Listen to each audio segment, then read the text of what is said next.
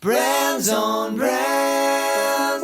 Hey, what's up, everyone? Today we talk to Neen James about elevated brand experience and luxury brands. All that and more. Check it out.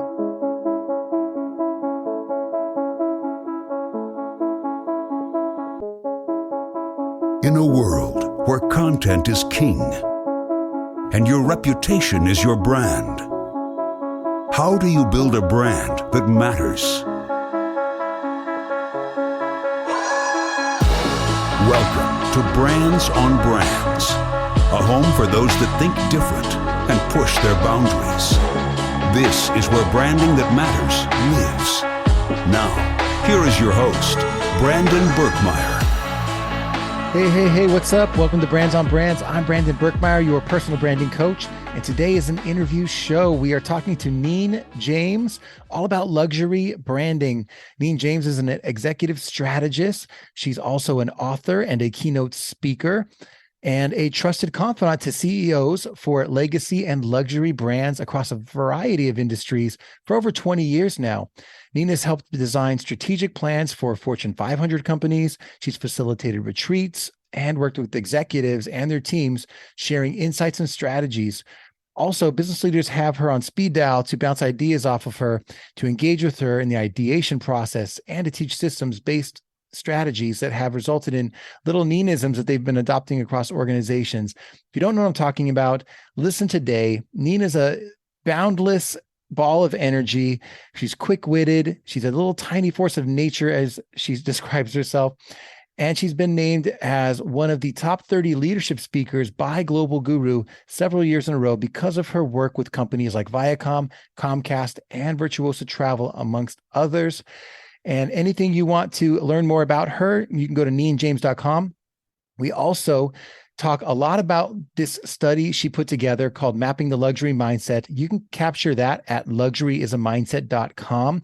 Lots that we're going to download today, lots that we're going to dive into in terms of the mindset of luxury brands, of elevated brands, even of how to sell high ticket as a personal brand or coach or consultant. So lots to talk about today.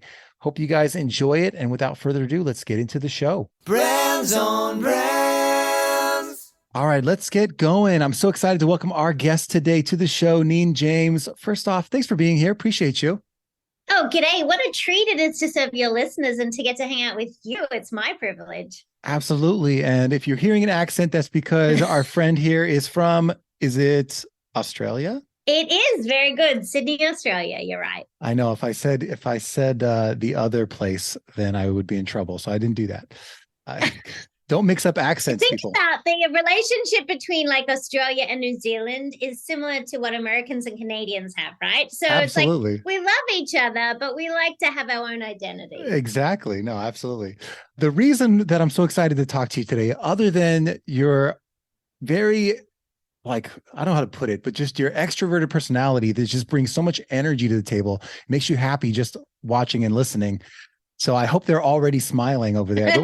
The reason I'm excited to have you on the show is today we get to talk about something that honestly, we don't get to talk about a lot on the show, which is this idea of like an elevated brand experience, legacy brands, luxury brands. We don't talk about that stuff a lot here. And that's my fault, but I think it's because I don't get to meet people like you every day. So maybe we can start there, set the stage a little bit. What to you is luxury and why does it matter? You know, it's such a fascinating word because I think luxury can really divide people. Some people think it's extravagant and expensive, and other people think, it's everyday. And I fall in the everyday camp. And I think luxury as a word gets a little bit of a bad rap. But I think, Brandon, that luxury could mean very different things to people. I've always believed luxury is a mindset. And when you think about that, luxury could mean very different things to different people. And I was so fascinated with this idea that I then commissioned a research study in it. But to people listening along, I wonder what their instant word is that comes to mind when they think luxury, right? A lot of people might say expensive. But what we determine in this research is really luxury is high quality. It is long lasting, it's exclusive. And there's other words like indulgent, which come into it as well. But at the end of the day, luxury is truly about quality. And it could be quality time, It could be quality connection. It could be quality of fabrics in something. So I think we have to look at luxury just a little bit different. And that's where I want to change the conversation. Luxury is a mindset. Yeah, absolutely. I think you nailed it on the head. It's probably the first thing I was thinking is like, man, that word itself gets so many reactions and like everything from playful to judgy to scary to expensive, all those things. I mean, myself, I was like, oh, she fancy, huh? Like that's the statement that comes to mind for me. Yeah. And I'm very happy for people to call me like a brand brat or fancy. Sure. However, luxury doesn't have to be those things. And that's where I think we have to shift our thinking. Think about, honey, do you remember bazillions of years ago, we used to use the word influence in a very different way than we use the word influence now.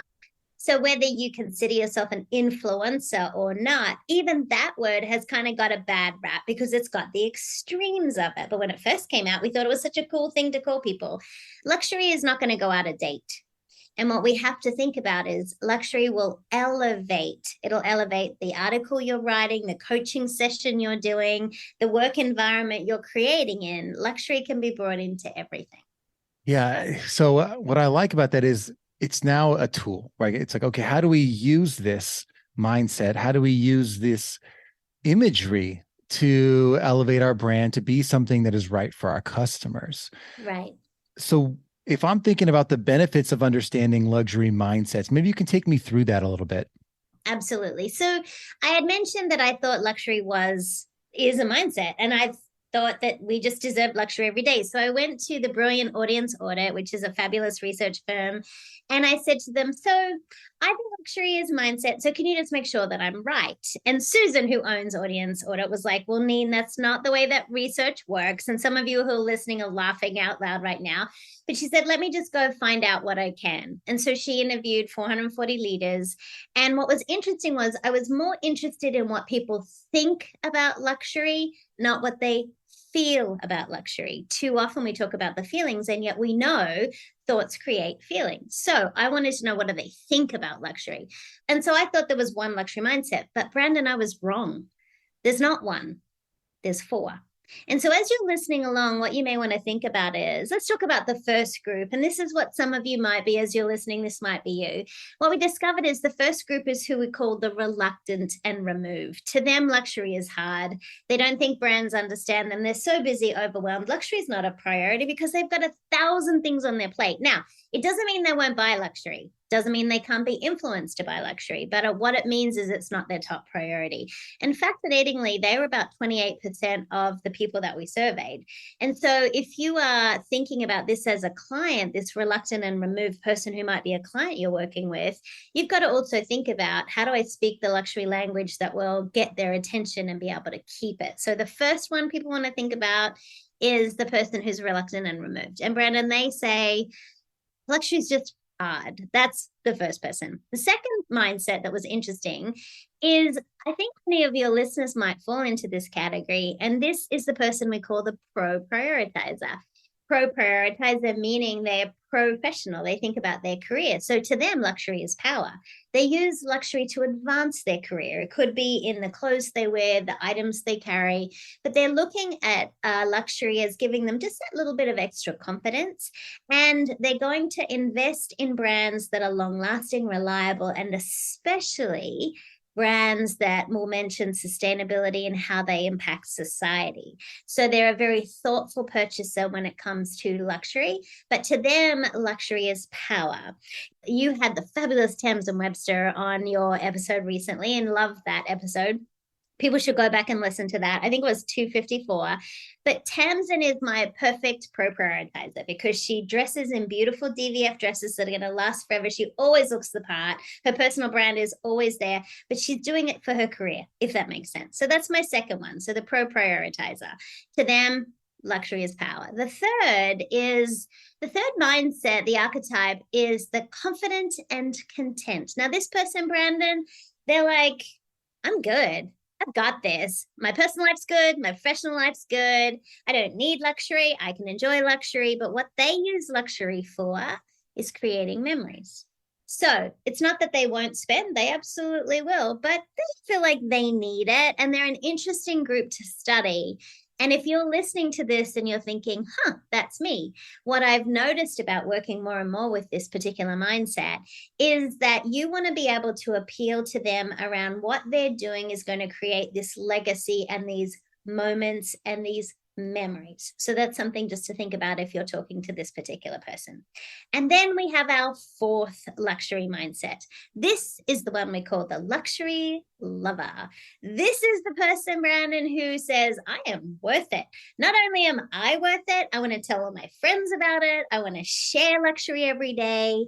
These are your brand advocates. These are the people, if they love what you're doing, they will tell everyone about it. They believe people should have more of it in their lives. Now, what this person is looking for, Brandon, is very much exclusive, behind the scenes, things that no one else can have. Right. And this is me, hands down. Like, just in case you're wondering, this is 100% me. Now, your luxury lover, you can tell a luxury lover that you're working with as a client, chances are they enjoy designer items. They will talk about this experience they had, that where the chef came out of the restaurant and just spoke to them, or they got a behind the scenes tour at the hotel, or whatever it is. But what you want to think about with this person is, because they believe that they're worth it, they also believe others are worth it too. So they're going to want to share the message. They are the people who will talk about you on social media and write the testimonial. They are the people who will refer business to you. So as you're listening to all these four archetypes, these four luxury mindsets, you know that you work with all these people. You have all of them in your clientele. And for those of you who have teams, you have them in your teams. And if you're privileged to share your life with someone, they may not be the same as you. And so we have to understand this as not just a personal brand, marketing and content creation tool, but a communications tool. Because in order for you to really attract the luxury mindset you want, you have to speak the luxury language that they will listen to. Yeah. What I really like about that is what you said is that these are customers of all, like we have all of these people as customers, not just, I don't just have the luxury lovers. And I think that's true, because I think a lot of us might assume if they listen back that maybe the reluctant and removed aren't for them, especially if they're selling something that's a little higher priced, or a, premium product, or a high ticket item. They might say, this person is not for me. But I imagine that for that person, if someone's reluctant and removed, what I like is you said it's hard. It's hard. It's not that they don't want it, or that they have No, but they feel guilty if they purchase it, right? So the reluctant and removed still going to take a luxury vacation. They're still going to tell anyone about it. They're going to own a designer bag, but they've probably been influenced by the pro prioritizer or the luxury lover to buy the bag.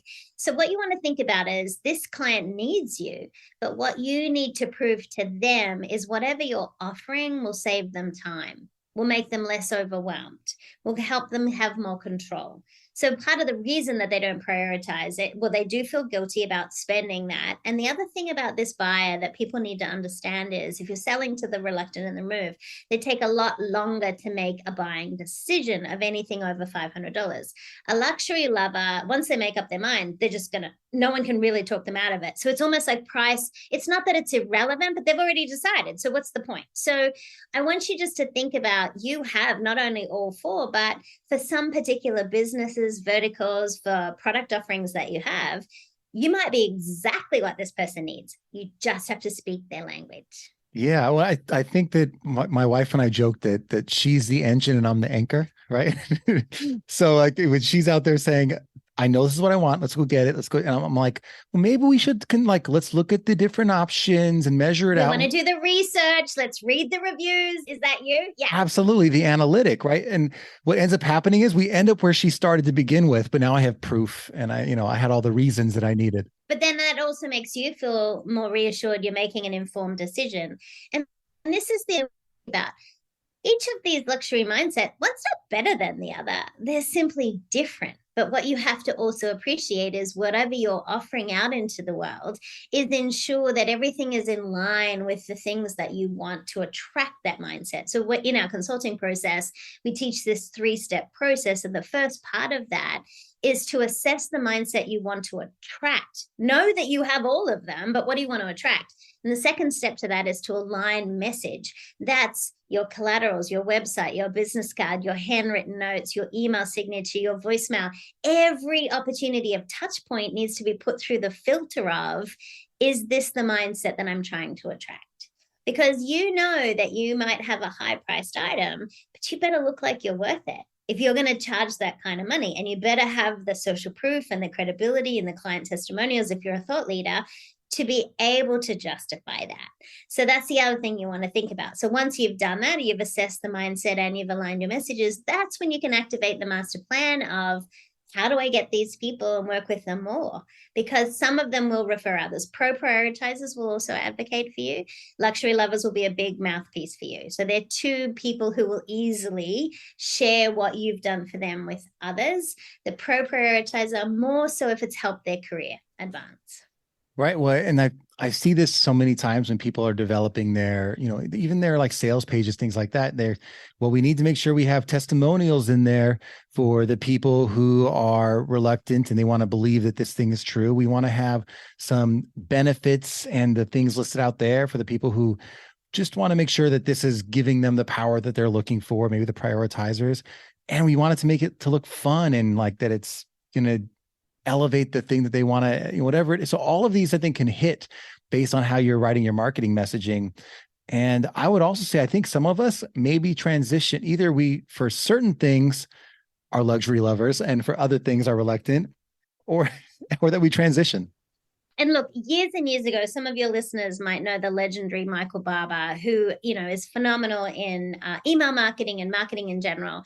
But I remember so many years ago sitting I think we were in Canada somewhere at an event, and my website was not how it looks now. I had just launched Attention Pays, which is a red cover book. And he leaned over, we're sitting on a couch, and he said, do you think that your website really represents who you are? Now, he's one of my dearest friends. And I was like, okay, tell me more. And he said, well, you're luxury and you're all these things. But if you look at your collaterals, is that color palette really who you are? And so then I was like, it would challenge me so much. Then I reached out to Gift Designs, who I love, and they did a whole makeover for me. It felt authentic, but sometimes the simplicity, Brandon, of just the color palette and just the imagery can also affect the person. This is one of my dearest friends who I trust implicitly, but we don't all have the luxury of having Michael Barbers in our life. So we have to be able to put the filter on ourselves and say, does this truly represent who I am in the world? And if not, there are people who can help you get there. I completely agree. Having those people helping you out is super key. The mindset piece of this is also super interesting to me. I love the little statements that help you kind of describe this in more of a, I think, more human way. Especially when you, instead of calling them luxury lovers, it's they think I'm worth it. Right. What a thing to aspire to. Right.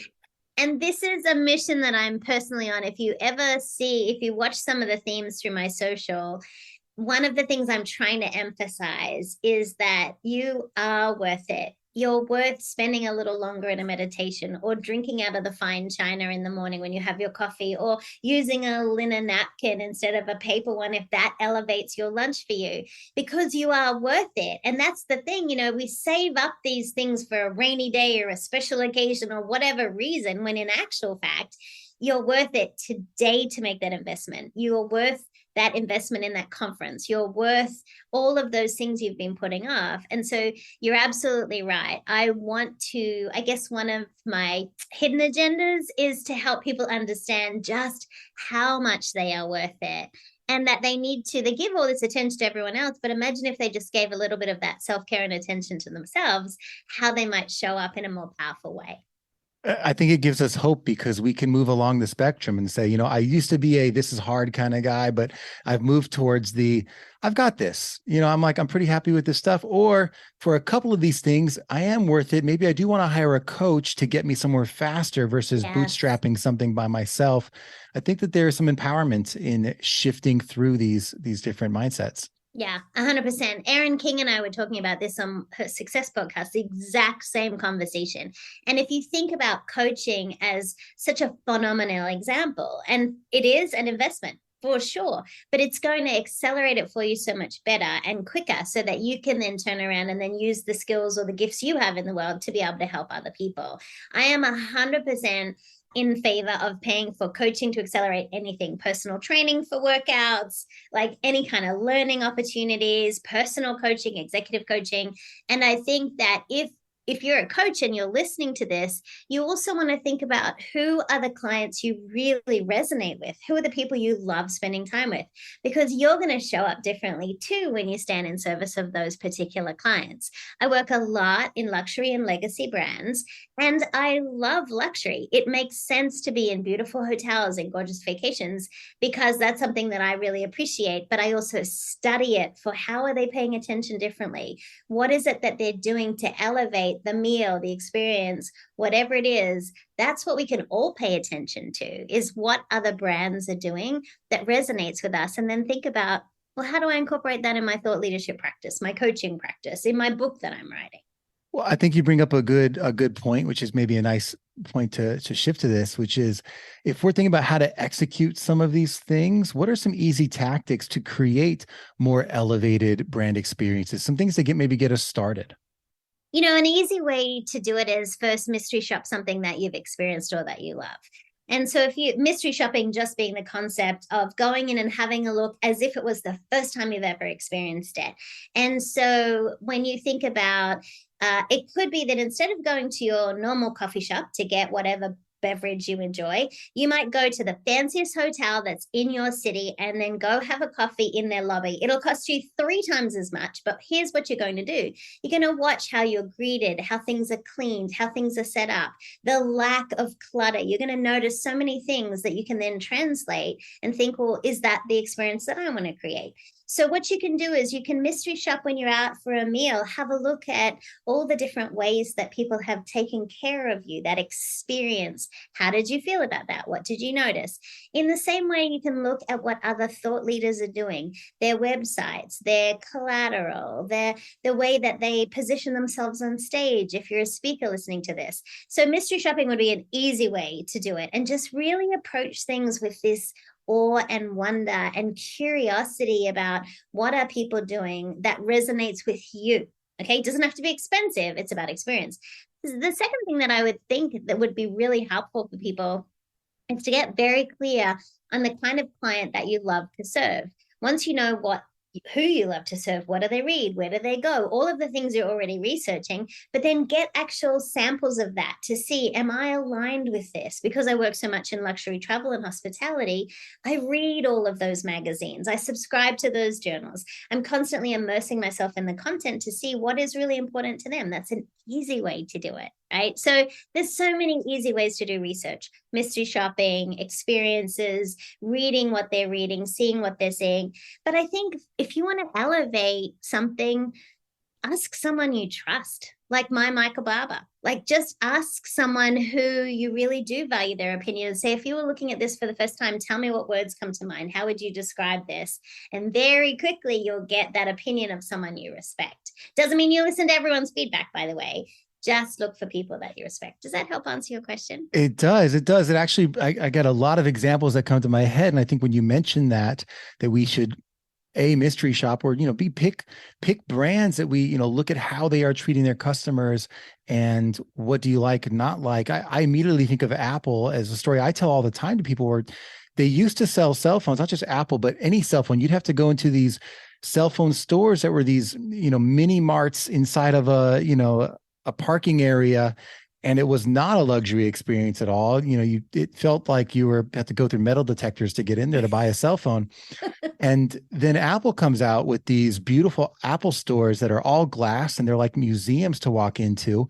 And they're not customer service people. They're Apple geniuses with the Genius bar at the back. Like everything about it, even how you unpackage and unbox, yes, is absolutely how I'd like to be treated as a customer, especially if I'm spending a little bit more on the product than something else. And think about if you've ever shopped at Louis Vuitton or at Nordstrom, they don't hand the bag to you of purchase across the counter. They walk around the counter and they hand it to you. Now, at Louis Vuitton, they walk you to the front door with the purchase, then they hand it to you. So understand that that costs them nothing, but it's a system they've put in place to show how valuable it is. If you think about the old concept of white glove services, where people would literally put on white gloves, you want to think about, if that's the kind of experience you're trying to create to elevate for people, what's your version of that? It also means eliminating pain points. What Apple was smart in doing is they eliminated the pain points of feeling like you're walking through a metal detector and you're some sort of criminal before you purchase $1,000 phone. But when I stay at hotels, this is the reason I think they're so fascinating, is I'm always noticing, like, for example, if valet, not only is valet going to bring your car, but they've already got my bag in the car. Like, that is a level of service that's remarkable to me. That, so you want to think about, what are the pain points of the clients that you have? That could be paperwork, it could be signing documents. What are the things that really frustrate them that are off brand for you? Because those things you want to ask your clients about. And if you have a really great client, say you maybe half a dozen clients you love and they're really great, just say to them, what are some things I could enhance that would elevate your experience with me? We've been together for a long time now. What would you think? It could be the invoices you send. I mean, even my invoices, not only have they got pink on them, but they'll always have a cheeky little note on them as well. So think about how you can personalize every touch point that you have, but also think about removing the pain points, because luxury is also about anticipating. Because sometimes with luxury, you're experiencing it, but you can't always put your finger on what it is. And often they've thought through every element of elevation. I like that. There's a couple of examples in there that it could be personalization. It could be that they took the extra step to think about something that you didn't think about in terms of a pain point. Mm-hmm. I like all of that, especially if people who are providing services. We are human businesses to start with. And I think as we try to scale, or we try to emulate someone who's already kind of built their brand, we start to say, how do I digitize this? And we're chasing that instead of, I think, this luxury experience or enhanced experience, when you're building your business, that might be the difference, that extra time you take. Yeah, we call it systemized thoughtfulness. So in one of the books that I wrote, Attention Pays, we have this whole concept of systemized thoughtfulness, putting systems in place to be thoughtful. Think about the simplicity you all can control as you're listening to that, and that's your out of office message. My out of office changes almost daily. And if you and I have connected, Brandon, over email, you've probably got all kinds of versions of out of office messages. I literally have clients who know I'm on vacation and they still send me a message just to see what it says, because it's often a little cheeky. It's always really fun. But people, even my PS in my emails sometimes is, PS, I'm heading to Paris. I'm so excited. Like, literally, not because I'm bragging, but because I'm talking about the kind of clientele that I'm working with who want to know about some of the things we're doing overseas. So what I want you to think about is the voicemail you have, the email signature you have, the out of office message you have, social media posts. These are digital, but be the human, be fun. I was just coaching one of my insurance clients before our podcast today, and they are in a process of doing some content marketing. And I said, how about you use the human voice, not the big professional voice? And so we were talking about this being wildly interesting. I said, don't you think that's more fun than just interesting? So we have to be clever with, yes, you can absolutely systemize things, but please sound like a human, especially now. People are more cautious now because they're wondering, did you write it or did a robot write it? They don't know. Right. What's nice is you do put some personal elements into it. I'll tell you how many emails I got, the number 0, how many emails I got that started with "Good day, gorgeous," which is only a Neen email. Yes. And what's funny is when clients are together, they're like, oh, I thought you just called me gorgeous. I'm like, oops, sprung. You caught me. Yeah, but I think those levels of attention help. And I think the more we can build in experiences, especially if we are not the number one in our industry yet, and we're aiming for that. When I was thinking about podcasting, I'm like, okay, I help people start podcasts as part of my business. But there's the John Lee Dumases of the world. There's the Pat Flynn's of the world. They don't have the time to help people one-on-one like I have the time right now. Right. So that could be part of the experience that they can't deliver. But I remember when John started a gazillion years ago, right? So John was still doing everything like we are. So I think I love the aspirational piece, Brandon, but I also love that I think when you look at the luxury mindsets that I was sharing earlier in our time together, There are some mindsets who are going to be attracted to who is not that big name or that, who's next, because what they know is they're going to get that extra elevated level of service and it's going to be the person. So if you are the principal in your practice, let people know that. But if you are fortunate to have a team around you who supports you in doing what you're doing, whether it's podcasting, authorship, coaching, keynote speaking, introduce the additional team members so they can form a relationship with them outside of you being the principal. So my Sue is the sales goddess in our team, and my clients love Sue, and Sue sometimes talks to them sometimes before I even get a chance to, but she's an extension of the brand and everything that we do. But she's so uniquely Sue and she's authentically her, but she still understands the complement of the luxury message we're giving. So think about this as you're building your practices or you're building your thought leadership platforms, is if it's going to be beyond you, let people know who that is so that they also can form a relationship with that person. So I'm curious how you've been doing that, as you've brought on team members, as you've built systems and automations, how are you thinking about bringing your authentic experience across these different levels at scale? We have what we call the Luxury Manifesto, which is everything that I represent and I stand for, because it's still my name on the door. And by the way, I have a delightfully tiny team, to use the lovely Jenny Blake's language from Free Time. And so it's a very small team, but we meet every single week. Everyone's very clear. They have insights into my complete calendar, into my clients, into my numbers. We do a retreat once a year with Pam Slim, our coach. Like, everyone is fully immersed in what the Luxury Manifesto represents, which also means that emails that are sent, voicemails that are left, invoices that are shared, all of this has to be on brand. And so I have empowered them to make those decisions as well. And then if something goes wrong, I will absolutely stand in service of that and say, oops, I made a mistake. Like, I will own that 100%. But I think what it's about, Brandon, is you still have to be the quality control. It's still your brand that's out in the market, right? And so sometimes I might also help write an email, but it might come from one of my team, right?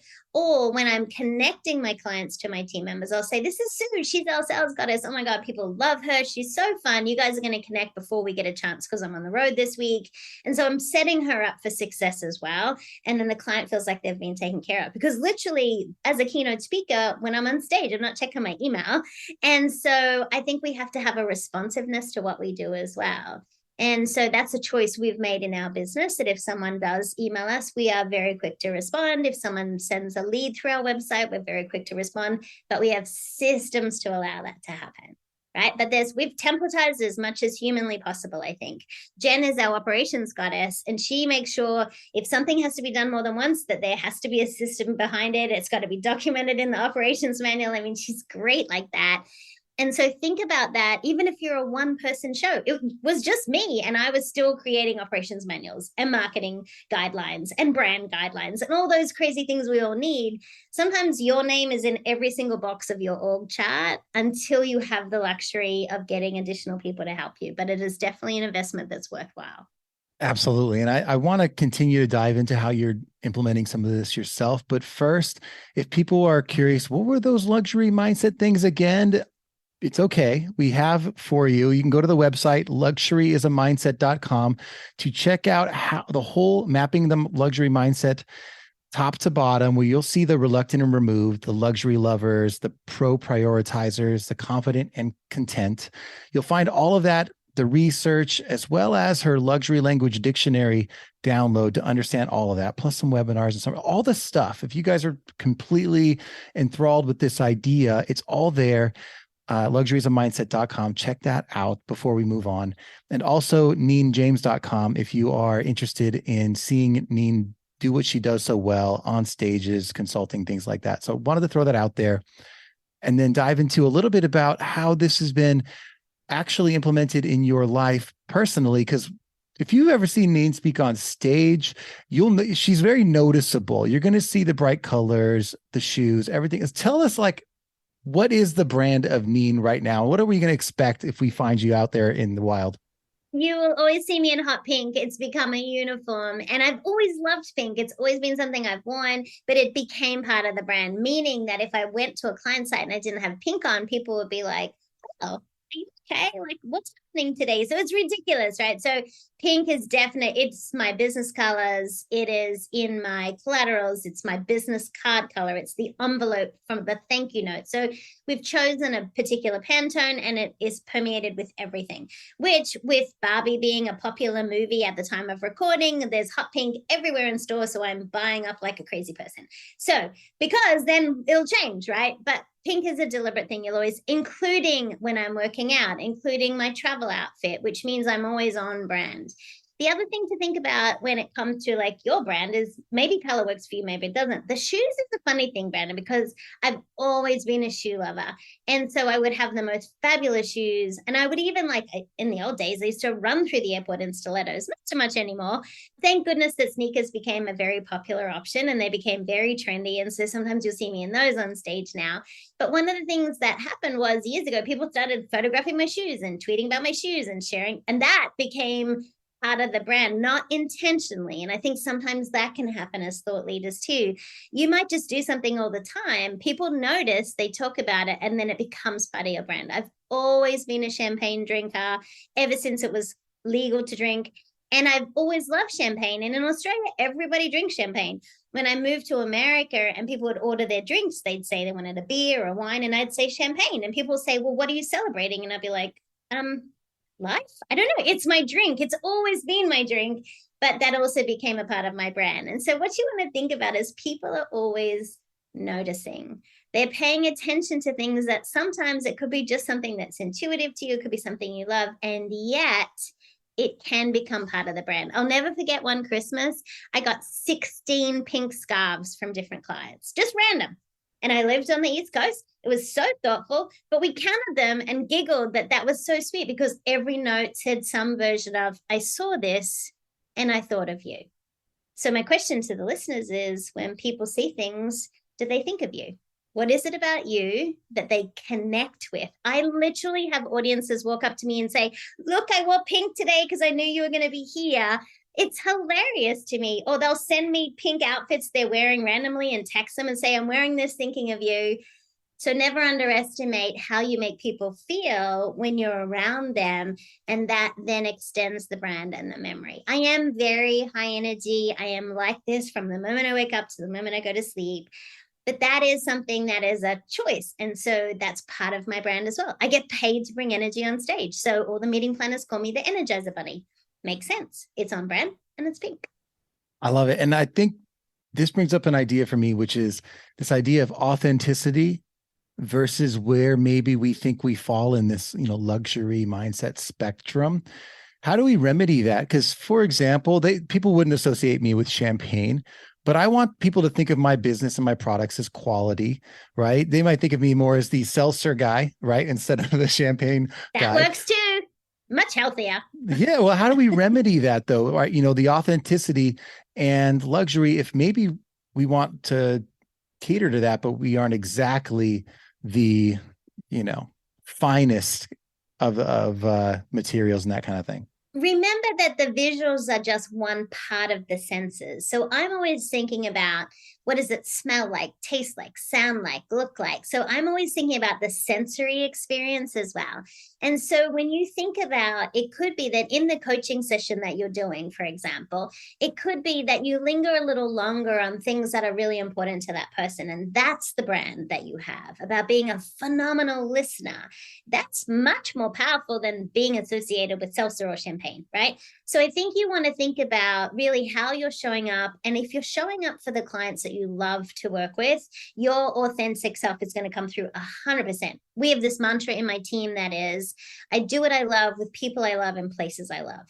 If it does not meet those criteria, then I'm very happy to recommend someone else to do that particular role, consulting job, or speech. That's a privilege, I understand, to be able to get to a place where you have that. It wasn't always the case. But I think when you aren't loving something, it shows up. So if you want to be able to reconcile based on where you are with the mindsets, when you look at the research, have a look and see, hey, how does that translate for me? What sort of email signature do I have? Do I have a photo? What's my LinkedIn profile look like? Your LinkedIn profile is one of the most important things you can ever have because it is your personal website. But beyond that, it carries the testimonials of others. It has the things you're commenting on. People get an insight into who you are by looking at your LinkedIn profile. And so you can work with legends like Lauren Teague is brilliant on LinkedIn. You know, she can give your whole profile a glow up. But one of the things to think about is all of these things people are watching and noticing when they're not with you. So how does your brand extend beyond that interaction they have with you as an audience member, as a reader of your book, or as a coaching client?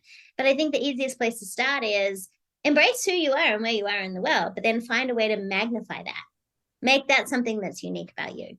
I hope people rewind and listen to that, because I think what comes to mind for me is when people say that, like, oh, you clean up well, right? You're still your authentic self. You're still you. But like, for example, me wearing a t-shirt and a hat is very normal. I mean, if I'm walking a conference floor, I might dress like that. But the one time I was like, you know what? This time I'm speaking, I'm going to clean it up a little bit, and wore, the blazer and something comfortable. Sure. And some people are like, oh, I wasn't used to not seeing you with like the hat. And they're like, but I like it. There you go. So I think, nothing else changed. The way I talk to people, the authentic way we connect, and my interest in really being of service, none of that changes. I'm not changing the way I speak or whatever. I'm being me, authentically me, but I can clean up well if I need to. And I think there's an element to that all of us can do that to our brand and business. All of us can clean up well and still 100%. Be authentically us. But remember, honey, people see before they hear. Yeah. They see before they hear. So, you have those first few moments to make an impression on someone, whether it is digitally or in person, right? And so we have to really think about the fact that, because if people can see your idea, they can hear your idea. If they can hear your idea, they will share your idea, which is why I'm such a big fan of, I do a lot of contextual models for clients. I love the visuals, right? So that also applies to the way we dress, the way we walk into a room. I walk into every room and I just assume everyone wants to play with me. I always have. But that level of confidence comes with me and also is contagious. So then other people are like, okay, well, then I want to go talk to her. And so, so many people are like, I feel like you're like my best friend. I love that. What a compliment, right? Because that is me just having fun and showing up. So I think the packaging that we put on our body sends a message into the world about how important we thought they were that day. Doesn't mean you have to be super dressed up every time, but it is about paying attention to the detail, that the glasses you wear don't have smudges on them, that your hat is clean, that your t-shirt is clean and not all pilly and not all, like, all of those little tiny things people see before they hear. And what they want to know is what they see is that congruent with what they're going to feel when they work with you. And that has to be aligned. And wouldn't we always want to be the person where our friends, if they saw us that one night that we were a little more put together, we're like, ooh, don't you always want to be that version of you? Yes, exactly. Right. But there's days where you just want to put your pajamas on and you just want to be super cozy and comfy. But because I spend a lot of time on planes, it is not uncommon to run into audience members or clients, right? And it could be the red eye. That's not the most glamorous flight to take, but it's the reality of the lifestyle that I've chosen. And so it also means I've got to kind of keep it together. I've got to keep it together. But the only disclaimer I have with this is when I'm at a hotel gym and I'm working out and I'm on client site, I still wear pink. But it's just like, I don't want to talk to anybody. Like, I have my headphones on. I'm like, I just want to do my workout. So, but still on brand. Does that make sense to you? It makes a lot of sense. You've got to think about, what could you do just to elevate it that makes you feel really good? Because sometimes we have those A outfits, and when we wear them, we look $1 million and we feel $1 million. And then we have those B outfits that we're like fidgeting and it doesn't feel great and we don't feel fabulous. You need to retire the B outfits or save them for home and just wear your A outfits out in public. Yeah, when you can feel your most confident and energized self, I think then you will represent and help more people that way. Absolutely. As we're wrapping up here, I just want to hear just personally, what are you excited about that's coming up for you next? I think professionally, what I'm excited about is that the luxury mindsets are going to have their own book. And so that's in the research. And I've been interviewing some phenomenal thought leaders around that, which is very fun, which also includes a trip that I'm doing to Paris. And also I'm spending a week in Champagne. So I intend to sip champagne in Champagne. And so I'm really excited about that. And I always think of France as kind of the capital of luxury, and the experiences from the architects, the artists, to the labels and the things that are created there. So professionally, I'm very excited about where that research is going, and just the responses people have had and how it's changed their sales conversations, how it's helped them better understand their spouses even, which has been really remarkable. So I love that. And, personally, I think probably I would still add the travel in there. I am a person who works to support a travel habit. That's it. And so I'm always planning my next adventure, and I'm most excited about this one coming up. I appreciate that. And I think people, I hope they pay attention, because a lot of us out here who are in this thought leadership space and business and whatever else, we have perspectives, we have ideas, we share our thoughts. Not everyone takes that extra step to do the research and to commission research, and then to find insights and then tell a story. And you've taken those extra steps to get there. I think that's a huge service. And I think a lot of us should pay attention to that. And then we look forward to the book that's coming out, because that means that you really are putting work into and care about what's going to come from the ideas that you're putting forth. So it's a lot of respect from me to you, and I hope from the audience to you as well. And thank you for sharing that. Yeah, Thank you, absolutely. because I think so many thought leaders, they say they're thought leaders, but they're thought repeaters. And all they're doing is regurgitating some dead white guy's book that he wrote a bazillion years ago, or they're quoting the old people. And no disrespect to people who've gone before us, but for you to stay current and relevant as a thought leader, it means you have to create your own intellectual property, your own frameworks, your systems, your processes. That's what people are paying for. They're paying for that beautiful real estate in your brain. So don't waste your time and attention and other people's attention by just regurgitating a book report of something that you read. Now, there are some brilliant books on the market. Leverage them, use them, sure. But if you're truly building a thought leadership practice, it means you need to have a unique perspective and frameworks to support it, to serve the clients that you want to serve. I believe research is a piece that will differentiate you from everyone else. There is no other luxury mindset research study in the world that we can find. This is the first of its kind. Luxury research is not inexpensive. I totally get that, right? But it is a great investment on carving out something that no one else has. So as a thought leader, think about the experience that's unique to you. Think about your perspective on things that's unique, and share that. Don't just regurgitate everyone else's stuff. What's amazing is when you're the original, then everyone has to refer back to you, which just it's true. Points more fingers your way. Websites get it. It's someone who's using something that I've been using for 20 years now. And each time they put it out into the market, everyone refers, like Neen stuff. Like Neen's contextual models, Neen, and so it's fascinating to watch how that works in the world. But also too, if you are going to quote someone else's work, my request would be that you would always give attribution. I think that if you are honoring someone else by using their thought leadership, please attribute it to the original source as opposed to taking credit. That's my little PSA for today. Absolutely. And all those links will be here in the show notes for you guys. So when you want to spout off what you heard today, you've got the links. I love it. Well, appreciate you. I think that's our time for today, but I think there's so much they're going to take from today. I hope you all have been listening, taking notes, and are ready to elevate your brand to the next level. What are you going to be? What are you going to do to step up and move forward? Thanks again, Neen, and everyone else. We'll catch you next time.